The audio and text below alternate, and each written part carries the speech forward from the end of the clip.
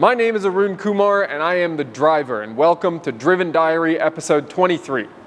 Driven Diary is a documentation of my life as I build a billion-dollar automotive services empire in driven automotive companies.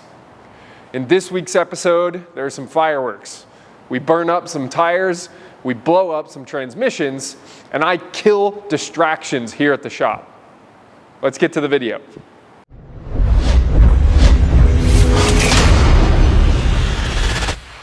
Monday morning from the gym, 5:46 a.m. And I want to talk about derailment and how it's fucking you up. Derailment means you set out on a routine, on a goal, mission with prescribed tasks that you needed to accomplish on a routine basis. You want to lose weight. You give yourself a diet and then you stick to it for 4 days. And yeah, you're kind of hungry sometimes and the food doesn't taste great and you're not seeing any results. And then on Friday, you never put into that diet that you weren't gonna have a beer on Friday night. So you have a beer, but then in that clouded judgment that the beer gives you, you decide to go to McDonald's and order just some fries, just fries. It's potatoes. Potatoes are part of my diet. It's fine. And you eat all the fries and it's fucking 1,400 calories. And it wasn't part of your diet at all. It wasn't part of your diet at all. And you wake up on Saturday morning and you feel dehydrated and your stomach's all fucked up from the fries that you weren't supposed to eat. And you regret what you did. You resent yourself. You beat yourself up. You say, what the hell was that, you dumbass? Well, I broke my streak. What's the point in getting back on it now? I feel worse today than I did before I started the thing. This diet's clearly not working. I'm just going to give up. That is derailment. That is derailment. And that example was self-imposed, but not all of them are self-imposed. I got sick this weekend and I could not work out. I was in bed, shivering with a pounding headache, and I ended up sleeping for nearly 14 hours straight on Friday night and 13 hours straight on Saturday night.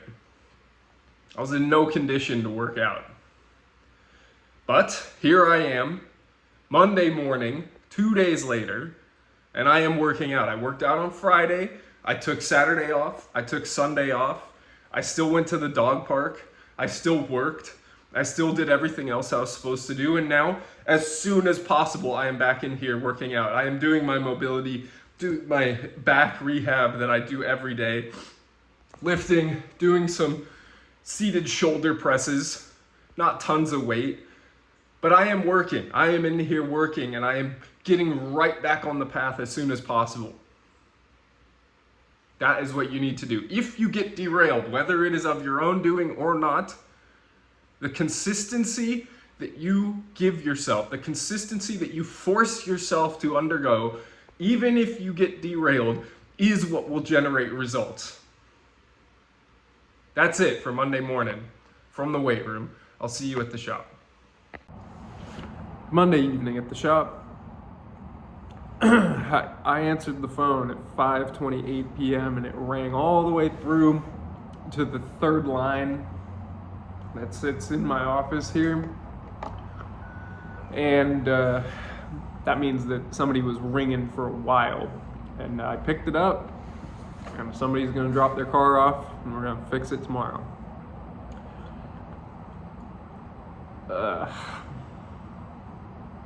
I like doing that kind of thing. It feels like it moves the needle, but also I know that kind of behavior is not going to build a billion-dollar business with me doing it.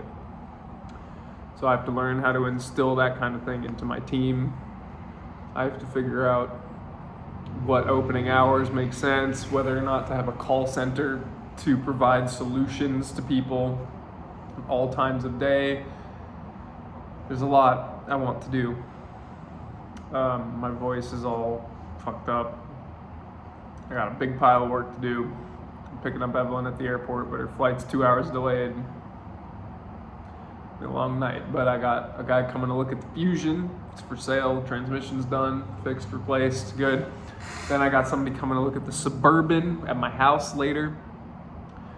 I got somebody coming to look at the S55 tomorrow, and I got somebody who's committed, supposedly, to buying the Crown Vic tomorrow as well. That's it.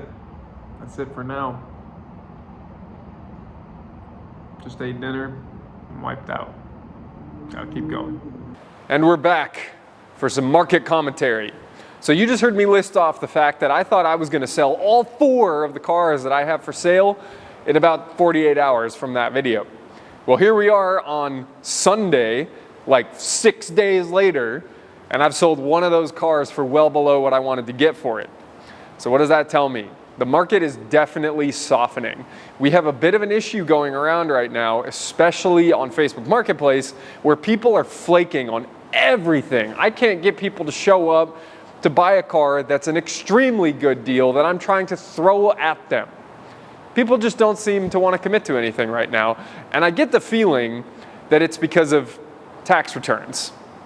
And I don't really want to get into like, oh, timing and you know, there's certain times when people just don't want to buy things. I don't think that's necessarily true. I don't want to make excuses. But at the end of the day, right now, I'm having a lot of trouble selling stuff. So with that, let's get back to it. Tuesday morning. I'm busy. Tell you about it later. If my driveway wasn't covered in sap or tree droppings all the time, all my cars wouldn't have to be parked so far away. But that's okay. I don't mind the walk up.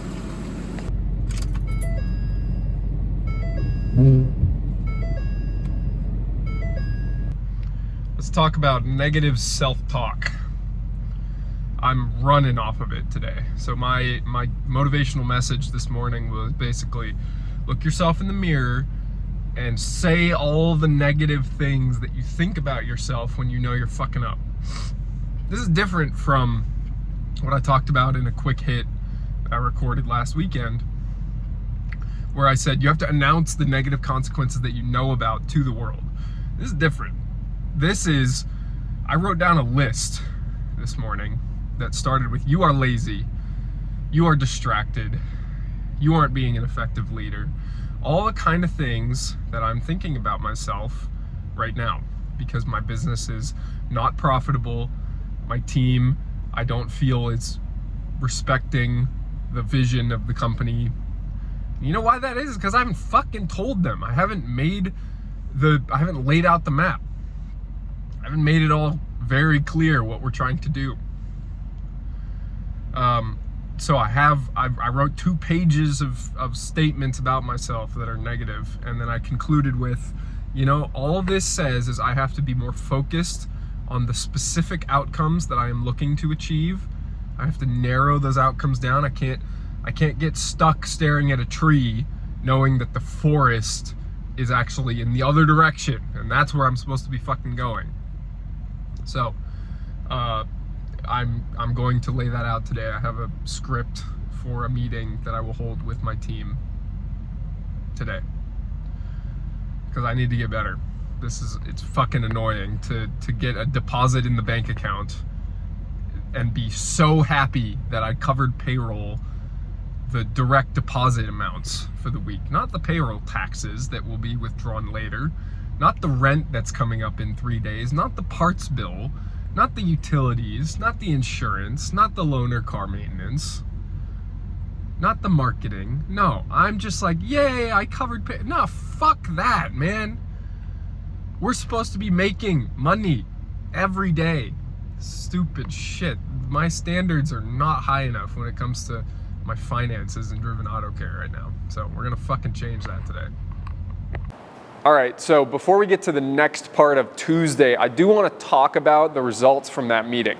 First of all, I really was very transparent. I laid out the financial situation of the business and what I believe are my failings as a leader and what I'm going to do to change them. And so basically what I came up with was the fact that I frequently get distracted in this business by my love of cars. I believe that it's very important that I am passionate about what I do so that I can remain significantly focused on it over an extended period of time. I believe this is advice that I would give to anybody. But in the pursuit of greatness in a business venture of your passion, it's very important to not let yourself get distracted by things that are not of sound business sense. Some of the examples of this are like, I want to give away modification work because I just want to do the cool job. Or I want to talk about cars with my team when they're supposed to be working on cars. These are the kind of things that I'm trying to absolutely eliminate, and especially when it comes to me talking about my own personal cars, involving my employees in my own personal cars, it's ending. All that kind of stuff is small business minded, and we're here to build a big business. So, the next thing I'm going to show you is me working on my personal cars during the workday. I had to take my truck to get wrapped. I wanted to chrome delete the bumpers, I wanted to chrome delete the mirror caps, and I want to address why I am going to justify this in the face of what I just said about not letting my personal cars distract me. I believe that you get what you tolerate. So number one, I did not involve my employees in this venture at all. I didn't make anybody drive me there or drive my truck there or anything like that that wasn't part of the daily business activities. Furthermore, I'd been looking at that truck and thinking that I needed to chrome delete the bumpers ever since I put those wheels on. And so by doing it, I finally said to myself, that's enough. You're going to make the change that you said you wanted to make, and we're going to move forwards. And in moving forwards, in doing the things I wanted to do and improving the situation, it is 100% of the time going to motivate me to become a better version of myself. It's going to make me push to improve and improve and improve and take rigorous action to improve in everything.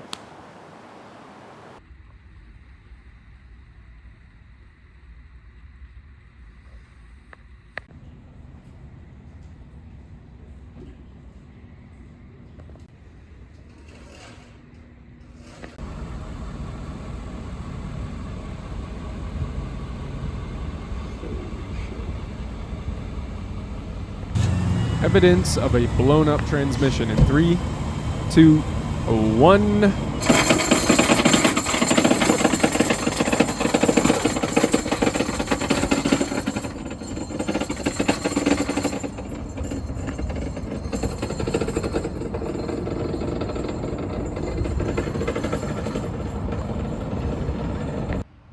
Tuesday evening, I stepped up like I said I was going to on this morning's video. And then you saw I wrapped the truck chrome, got a chrome delete on the bumpers and mirror caps. That truck looks so good now. And then we diagnosed a very unfortunate exploded front differential on that Lexus. And that thing is totaled. Now the front diff's part of the transmission. Thing has 215,000 miles. Guy was just about to get rid of it. So it's going. But I haven't done this in a while. I thought I would give everybody an update on the shop. So S55, still for sale. Nobody wants it as of yet. This thing, Fusion, somebody came to look at it yesterday and noticed a pretty significant vibration on idle. It has a leak in the PCV system, the crankcase ventilation system, that we need to fix. We'll get that fixed and then try to sell it again. The cop car is still here, still for sale. People are not as excited to buy that as I thought they were going to be. It's annoying. All right, right here we have a Sienna. This thing goes 5,000 miles every 2-3 months, and so it's always in here for an oil change and a checkup. And we found a few different fairly major items this time. It's getting brakes all around, control arms, replacing a leaking CV axle. The guy's doing a lot. Great customer. He's got a bunch of cars. He's awesome. Kia Sedona. Nope, not a Sedona. Sorento. Kia Sorento. We have a lot of these that burn oil. This one is no exception. Check engine light was on. Probably just about to be dead. The truck that will never leave. We had a couple more leaks we needed to plug on that truck. We got that done for him. We're trying to find somebody who can pressure wash that truck, actually, so that we can more easily verify that all of the leaks have been resolved. Over here, we have a Chevy Cruze from 2016 with 3,000 miles on it. And as you can see, the gas tank is out of it because it was parked soon after it was purchased. I don't know why, I don't know what those circumstances were, but it was parked, and the rats got to it, and the rats ate up some wiring on top of the fuel tank. So we have taken out the fuel tank and we're waiting for a new fuel tank harness to come in for it. The old cross track, you've seen this a bunch of times. Here is the transmission cooler that we installed right here. And we were just verifying that it doesn't leak. The customer drove it another 1,000 miles in the last 2 weeks and noticed that there was a leak coming out of it. We tightened up some of the lines, which hopefully is, we have a permanent solution to that, but got that fixed for him. That's leaving tomorrow. This is a big old job. Look at all these boxes right here. Those are all lift kit components that are gonna go on this Jeep. You saw the 7-inch red Jeep a few months ago. This one, we know a little better now, so charged appropriately, big wheel and tire package. It's a good customer, Patrick. All right, then we got the fun part of the shop. We got a 911. It has 71,000 miles and a problem. I don't even really know much. I've not talked to this customer. Tom's dealt with this car entirely. It's nice to have a cool Porsche in here though. There we got a E90 335D. That's a cool car. It had been sitting for a little while as well. Check engine light was on. And that customer's name, I'm not gonna get in trouble for divulging this. That customer's name is Arun Kumar. And Arun Kumar got our mailer with my face on it, with my name underneath, Arun Kumar. And he said, well, I gotta go there. I gotta talk to Arun Kumar. And so he walked in and I was like, oh, have you been here before? No. Okay, what's your name? Arun Kumar. And I was like, and I was looking at the computer screen and I looked back over at him and he was holding up a picture of me. And I was like, what? Are you making fun of me? Is this some fuckery you're trying to pull? And he was like, no, my name's Arun Kumar too. I had to come here because I got this in the mail. I was like, oh, thank you. We are kindred spirits.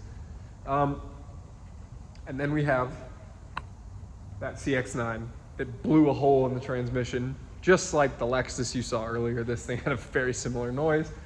And that thing, that Mazda, I may be the new owner of. We'll see. We'll see. The guy accepted my offer, but he didn't show up today with the title, so we'll see. We'll see.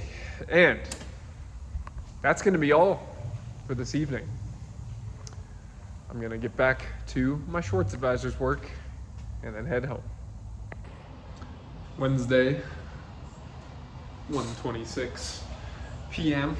And there's one thing on my mind right now, and it's an HHR Turbo. This is a car that will be featured on an upcoming podcast.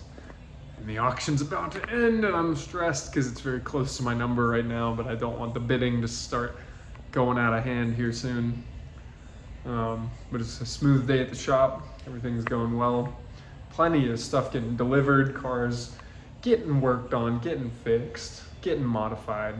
So things are going well. Things are going well today. I'm feeling comfortable. And we got more Discipline Go back in stock here. So got 5 cases of it. And I'm feeling sharp. Feeling very sharp. So, not much else to report. Things are going well. Thursday morning, business owner stuff. Computer went down. New monitor wouldn't connect to old printer. old computer. So this computer that had been here for probably 10 years finally took a shit. So we brought up this one. This is the computer I actually intended to be in this spot. I had to switch out the monitors, and we had to take care of customers on our backup computer. So that was a fun morning. 8:37 a.m. That's what it takes.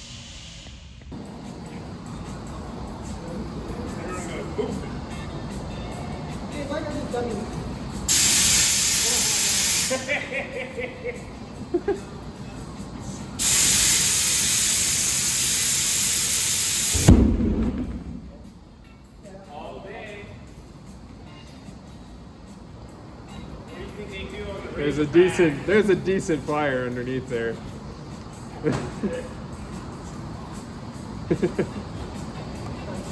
All right, so just quickly, why did I actually need to burn up that tire?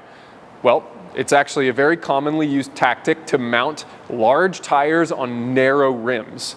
And the reason is because it allows hot air to expand very quickly to fill a space. And the space that needs filling is the space between the tire and the wheel that holds tension in the tire to firmly seat it on the bead of the wheel.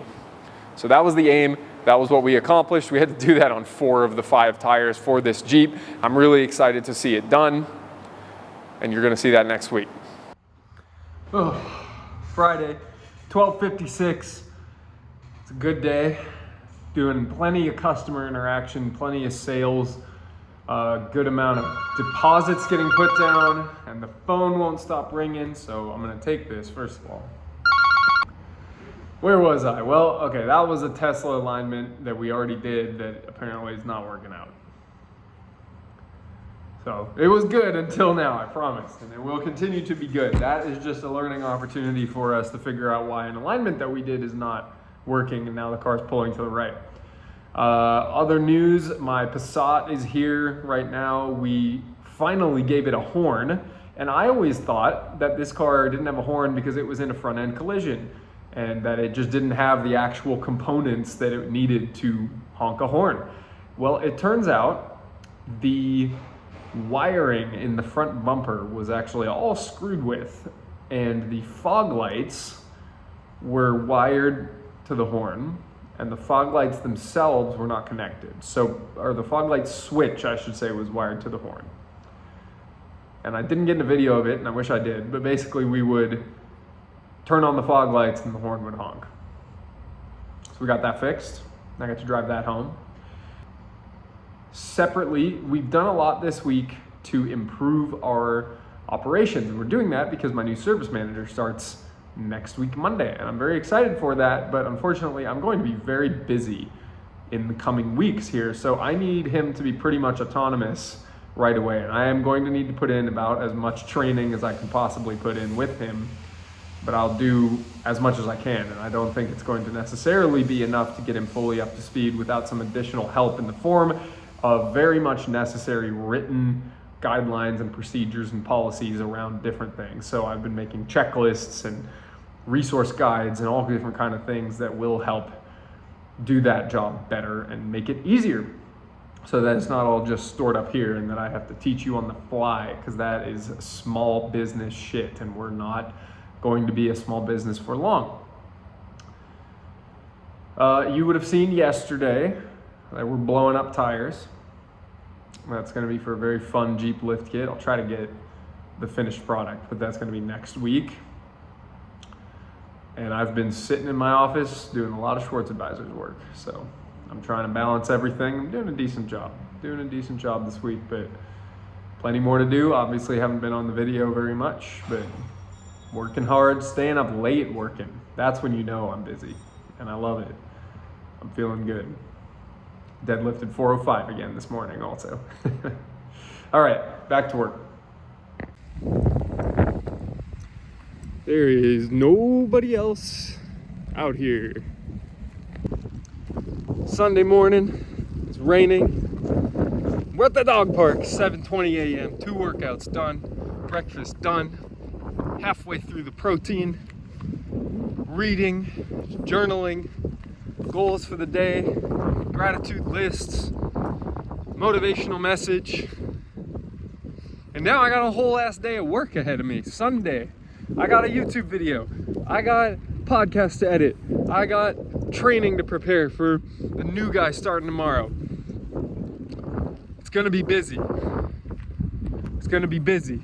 And right now is one of those times where it is clear that there is nobody else doing this. There's nobody else putting in the effort. But I have to pretend that there is. Because they may not be at the dog park. Maybe they're already working. They're probably already at the office. They're probably already working on their next marketing campaign for their shop. They're probably already building location number 5. They're ahead of me. So I gotta keep pushing. I gotta keep pushing, and you do too. And with that, that's it for Driven Diary episode 23.